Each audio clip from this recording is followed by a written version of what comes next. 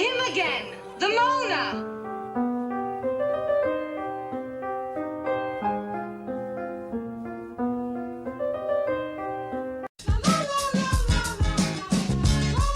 Blade, ready to die. You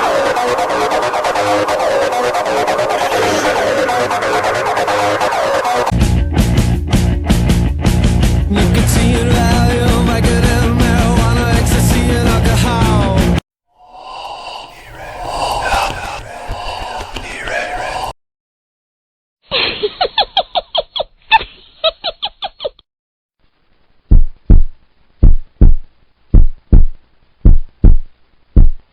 Drake Kane here.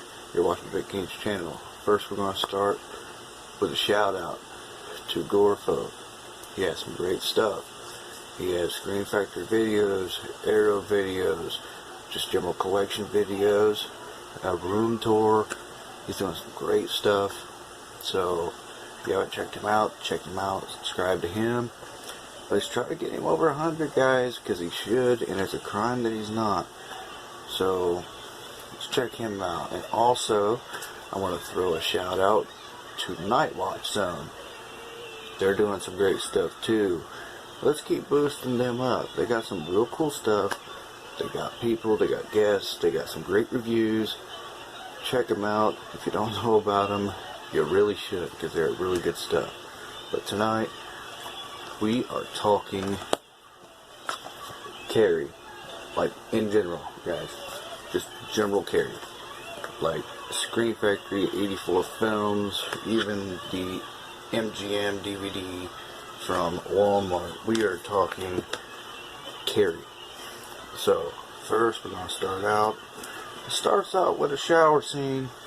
You know, Carrie White, played by Sissy Spacek, gets, if you've watched my Ginger Snaps video, you know, I refer to this as the curse. So she gets the curse, and she doesn't know exactly what it is, because her mother, Margaret White, played by Piper Laurie, also in 1985's only TV movie, A Lifetime Before Lifetime, Tough Love with Jason Patrick. It's on YouTube. Check it out if you haven't seen that. It even has the original broadcast commercials. That's cool stuff. It's a little known movie. They haven't updated DVD, Blu-ray, 4K, or anything. The only thing they have is this VHS. I happen to own one of the few copies from a library. I do believe it's a Coliseum video, not sure. But, yes. Starts out, and her mom is, you know, kinda not right up there, you know. And she gets the curse. You guys know what the curse is, like I said. She gets the curse, and she takes it completely the wrong way. She takes it like her daughter has sinned. Carrie White.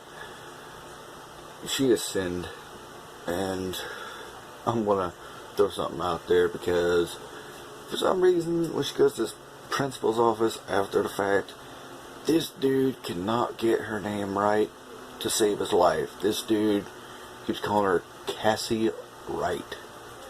Cassie Wright. Cassie and Carrie. I mean, you obviously don't care about your students at all if you can't even get their name right. I mean, damn, dude. I mean, come on. Get the names right. But it goes on in the story, and the first time you see any telekinesis is in the shower scene. She busts a light bulb, which, that's steam. It's not steam. It's her emotions getting the best of her, and she trips because she just got the curse and she don't know nothing about it. Because her mom's a Jesus freak that just, we ain't gonna get into that yet. We're getting that later. What Miss Collins does for Carrie, I'm going to jump around like I usually do. You see Ginger Snaps, I jump in the story. But Miss Collins, you know, Carrie's feeling down about herself. This is a little later, after the girls that bullied her in the shower room get punished for what they do. So, yeah, That ain't great. What they do is straight bullying. And we don't like that here. We're not a bullying people. I stood up for bullies in school because I was like Carrie, man. I got messed with in school. It ain't cool. You stick up for the people that are getting bullied. You stand up to the bullies. Because if you don't, who will? Because it seems like the principals and the teachers don't care. And that's why you have so many of these instances where kids shoot up schools, kids commit suicide, kids come back with a vengeance in many different ways, and it's just not right. Because if they were getting the right help that they need to begin with, you wouldn't have the problems you have now. Columbine wouldn't happen. Things like that wouldn't happen. You wouldn't have those suicides in school. You wouldn't have the school shootings. You wouldn't have things like that going on, because if bullying was taken care of the way it needs to be, you wouldn't have that problem. Just a thought for those of you out there that say, oh, well, it's the parents' fault. Sometimes, yes. Sometimes the parents are the bullies too, but not always. A lot of this happens at the school. Think about that. I felt the punishment was a little lax. A week's detention for what they did in the shower room wasn't cool. And like, you're gonna bully this girl in the shower, you're gonna throw tampons at her and everything and all that because she got a period and everything. That ain't cool. You're gonna do that. That goes to the bullying thing again. That ain't right. But I thought the punishment was really lax. A week's after school detention in physical education class.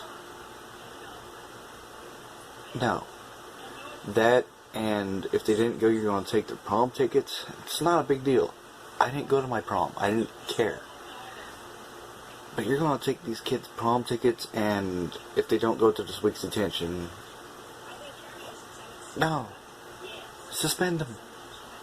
Expel them for the rest of the year. Something. You get into a fight within the last month of school, and they get rid of you for the whole year, yet you do this in 1976, and nothing happens. Come on, guys. Some of you gotta agree with me. If you do, tell me in the comments below. If you don't, tell me that too. We'll have a discussion about it. Not heated, just a discussion about it. The boy riding the bike, you know, creepy Carrie, the little kid riding. That's actually Brian De Palma's son. That is Cameron De Palma, which I thought was really cool. He integrated his son into things. You know, he brought him in, gave him a little bit of screen time, you know, his little 5 seconds of fame, which is pretty decently cool, man. I mean, that's awesome, you know. And he acted it so well. He acted like that little kid. He just, you know, you're not supposed to not like little kids, but this kid, you know, you just don't like him. He's picking on poor Carrie, man. And Carrie's a sweet girl. She's just the sweetest thing. If you could actually get to know her and get past the quietness and the shyness and all that, she's so sweet. And she shows that later in the film, like during the prom and everything. She's just the sweetest thing. And Sissy Spacek plays it off so well. She plays the bullied, she plays the outcast, she does it so well. And also, during the detention, as I said, I jumped. During the detention, Mrs. Collins slaps Chris Hargitson in the face, played by Nancy Allen. Chris Hargitson is Nancy Allen, and Ms. Collins is Betty Buckley. So Betty Buckley slaps Nancy Allen legit, because they tried the fake slapping. It didn't work. It didn't look real enough to De Palma. So she actually let her have it. She let her have it, and that you could tell she let her have it. That was not makeup on her cheek. That was legit red mark.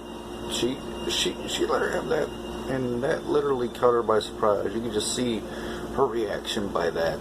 I may put the picture in it. I still haven't figured out the editing yet. But if I can figure out how to put the picture in it, I will, and I'll show you. But, you know. But, yeah, that slap looked like it hurt. She could have gotten fired for that. Just saying. You're going to walk up and slap one of your students in the face, no matter if they do call you a bitch or whatnot. Sorry, YouTube. Or not. You know, you slap a student across the face, you're going to get fired. Point blank. That day, you may even go to jail. Because that is assaulting a minor, and that is some serious time, guys. You don't assault minors, okay? Just putting it out there. I'm going to throw out the difference within the tampon scene that I just talked about at the beginning of the movie to the one in the book. Because the one in the book, they put them in her locker. They put them in her locker instead. Because in De Palma's movie version versus Stephen King's book version, De Palma has them, you know, Chris Hargensen pulls Sue Snell. Sorry about that. Sue Snell pulls the thing off and she starts it. She starts the business. But she feels so bad about it later. You know, she felt justified for getting punishment for that. She felt deserved on that because she started it.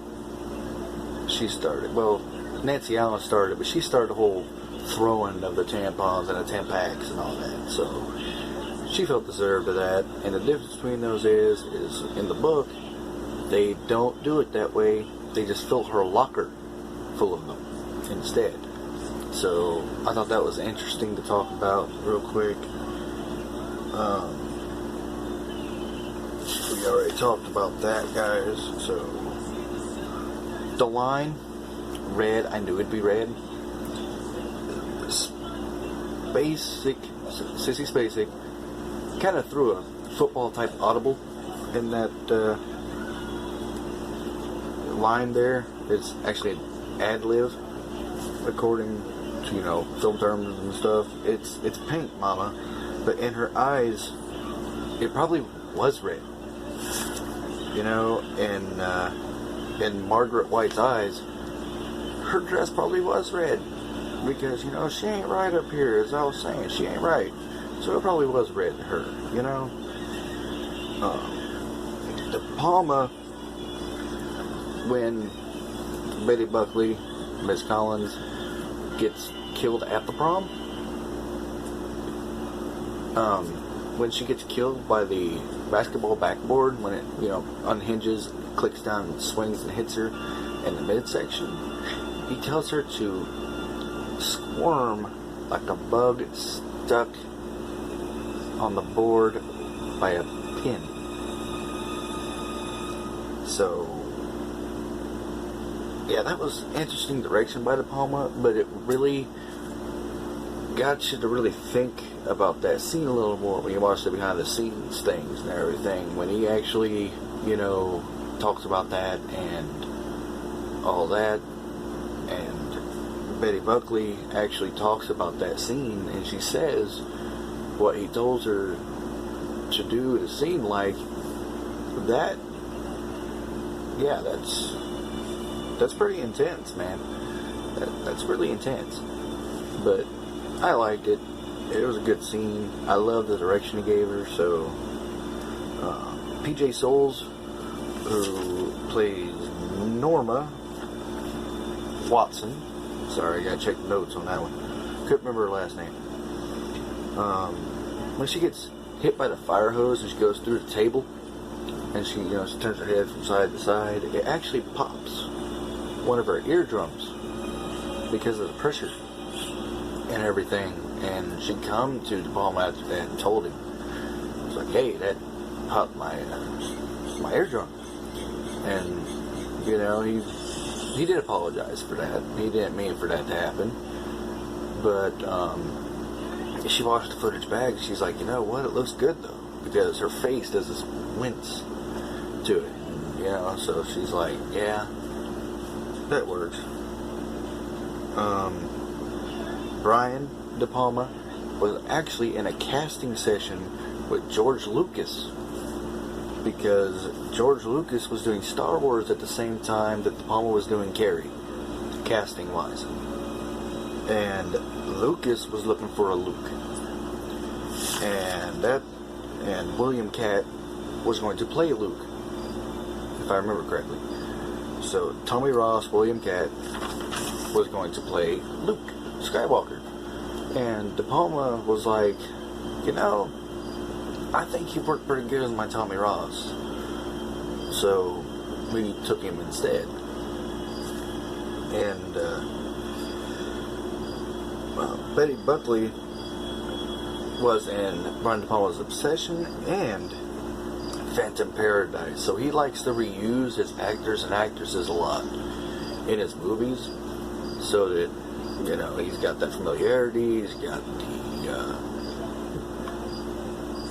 what's that word? He's got the chemistry. So,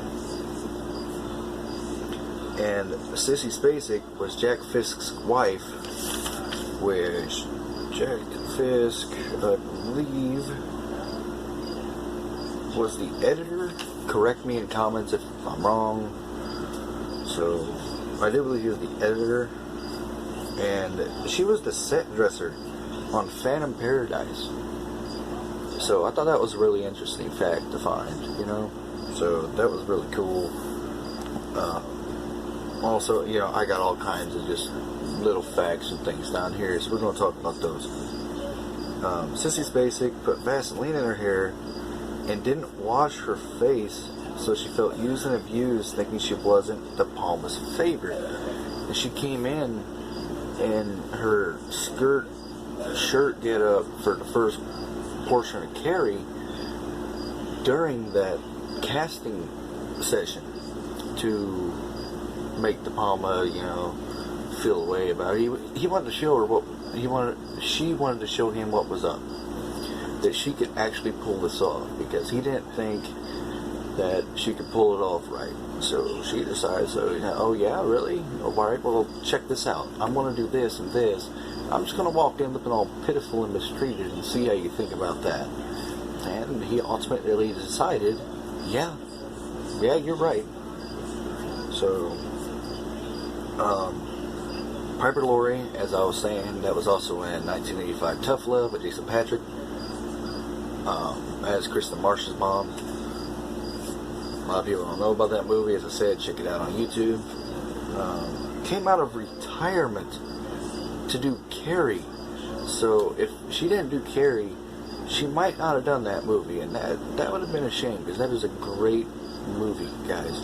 That movie is fantastic. It's a good teen movie. Like if your kid's having like legal troubles or just troubles at all, you know, in school, things like that, they're starting to follow the wrong elements. Show them that movie, man. Show them that movie. It may really help. It's really good stuff. So, Amy Irving's mother played her mother in the movie for chemistry. Like I was talking about chemistry earlier with the whole Sissy Spacek and Jack Fisk and everything.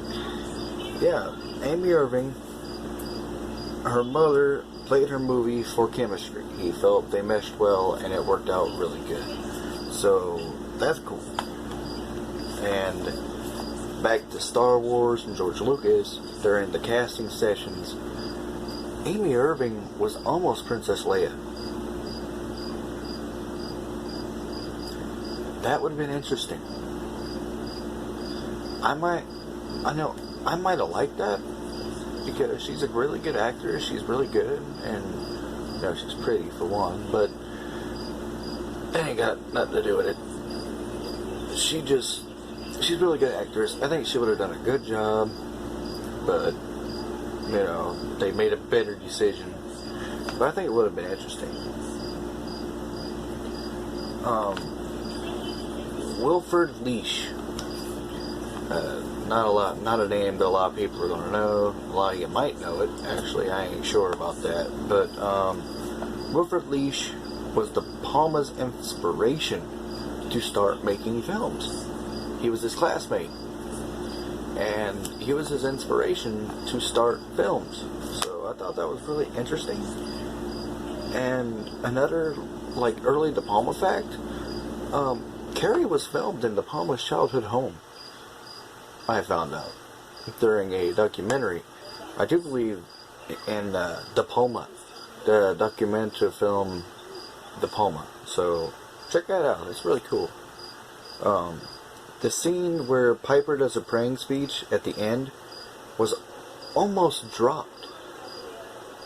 And her death took literally a whole shooting day to do that. And as far as the prom goes, Sissy Spacek had to be fitted for 3 dresses for that scene. Just for the pig's blood scene. 3 dresses. 3 dresses. So, yeah, and the fact that her death scene took all day, because they put, you know, the scissors and knives on the, like, fish line, and they kind of just bounced into this, like foam cardboard type stuff, and it, like, just kind of just wobbled along this line, and they just sped the film up so it would go a little faster. And I thought that was pretty cool, pretty decent little thing going on there. And nobody knew. I didn't know this, actually. Nobody knew how the film was going to end. He kept that a secret from everybody. Nobody knew until the final day of shooting, and because from the prom scene all the way to the end, nobody knew what was going to go on. Like, the gym teacher didn't know she was going to die. Sue didn't know what was going on with that. Nancy Allen, she basically knew she was going to die because she was the raging bitch in the movie. So, she knew that was coming. PJ Souls wore that infamous red hat that she has.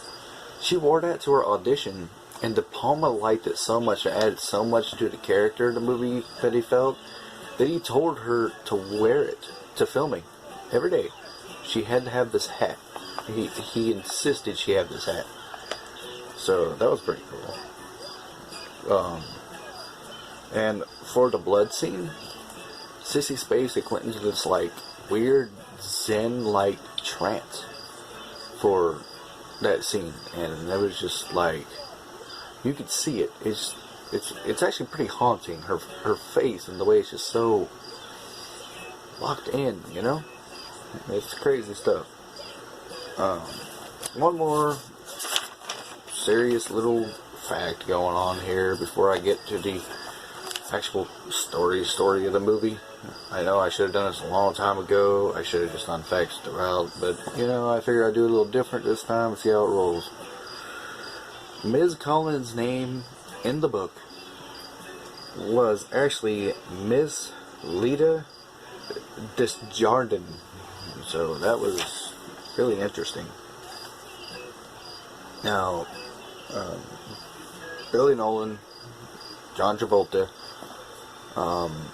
I do believe he was picked up right after Saturday Night Fever. I don't quite remember that one. But, you know, you just can't get them all right, guys. Try, though. Gore's pretty good at getting them all right, because he's knowledgeable fella. But, yeah, great movie, great stuff. You know, if you guys want a, you know, a more updated version, one with less facts and more movie story, yeah, go ahead and let me know in the comments. I'll give you a chopped down version that's not like 25 minutes long, and one that's more story based and what for. I just basically a fact filled video full of facts. So anyway, I'm Drake Kane. This is Drake Kane's channel. Thank you for watching. I'll catch you guys next time. And next time, I don't know, give me recommendations. I'll do a different video for you guys. See you guys later.